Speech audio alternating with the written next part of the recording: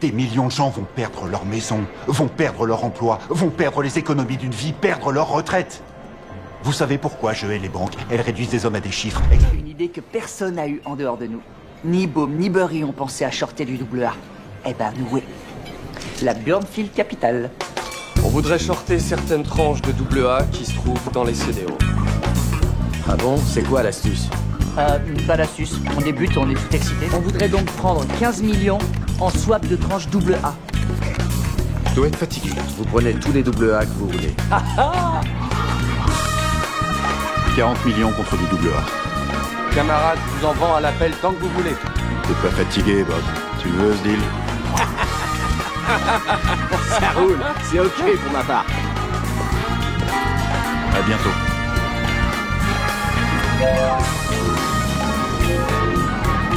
C'est loin. Faites pas ça. Stop. Stop. Arrêtez ça. Charlie. Stop, j'ai dit. Stop. Bah quoi? Savez-vous ce que vous venez de faire? C'est bon, on vient de passer le deal de toute une vie. On peut bien commander Vous champagne. venez de parier contre l'économie américaine. Putain, je veux, ouais. Ce qui implique... Ce qui implique que si nous, on gagne, des millions de gens vont perdre leur maison, vont perdre leur emploi, vont perdre les économies d'une vie, perdre leur retraite. Vous savez pourquoi je hais les banques? Elles réduisent des hommes à des chiffres. Exemple, un point de chômage en plus, c'est 40 000 morts supplémentaires. Vous le saviez? Non, Vous le saviez? non, j'en savais rien. On était contents, c'est tout. Alors évitez de danser. D'accord. Tu vas où?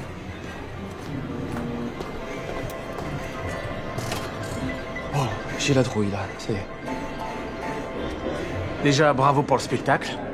Vous étiez parfait. Merci. Champion du monde du ramenage de gueule. Là, vous me flattez. Vous craignez qu'on vous balade avec vos swaps, vous allez voir maintenant à quoi ressemble l'homme qui vous les vend. Évitez les leçons de morale, écoutez-le un peu. Ok, allez, c'est qui ce gars-là? Un con en or massif. Je suis gérant de CDO. Gérant de CDO. Oui, pour Hardin Advisor. Je savais pas qu'il y avait quelque chose à gérer en matière de CDO. Ah. En fait, on sélectionne les titres contenus dans le portefeuille et on surveille les actifs. Je le fais essentiellement pour Merrill Lynch. Vous représentez les investisseurs ou Merrill Lynch? Les investisseurs. Vraiment? Hein? Mais Merrill Lynch ne vous envoie des clients qu'à condition que vous mettiez de leurs obligations dans vos CDO. Non, Marc. Disons que Merrill et moi avons des relations privilégiées. Relation privilégiée avec Merrill Lynch. Nous sommes en affaires depuis très longtemps. Et donc, les CDO que vous émettez, ils doivent être au plus haut en qualité et en valeur. Absolument. Absolument. Ouais. Est-ce que le récent accroissement des taux de défaut vous inquiète? Je n'assume aucun risque personnellement sur ces produits, Marc. Je vois. Donc, pour résumer, la banque vous appelle, vous donne les obligations à vendre, elle vous donne les clients, l'argent pour faire tourner la boutique, elle vous donne des marges monstrueuses, mais vous représentez les investisseurs. C'est bien ça? Ouais. Mais on ne siège pas chez Merrill. Ok, où vous êtes? Dans le New Jersey. À 20 minutes de chez eux. Bon, 5 par hélicoptère. D'accord. Drôle, hein? C'est hilarant.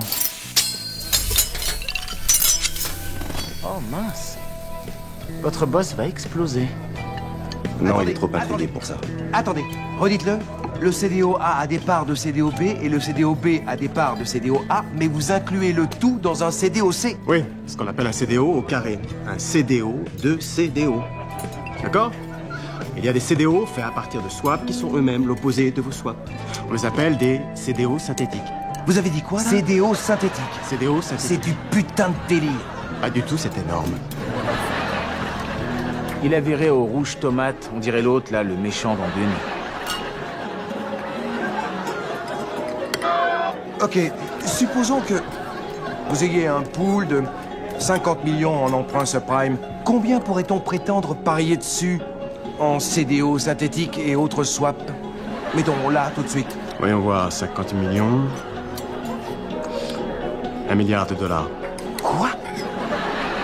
Si les obligations découvertes par Michael Burry étaient l'allumette, Quelle taille fait le marché de l'assurance hypothécaire par rapport au vrai marché hypothécaire?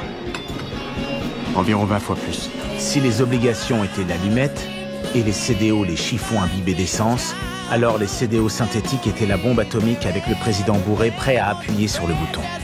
C'est là, dans ce resto à la con, en affichant cet air d'ahuri que Mark Baum a pris conscience que l'économie mondiale pouvait s'effondrer.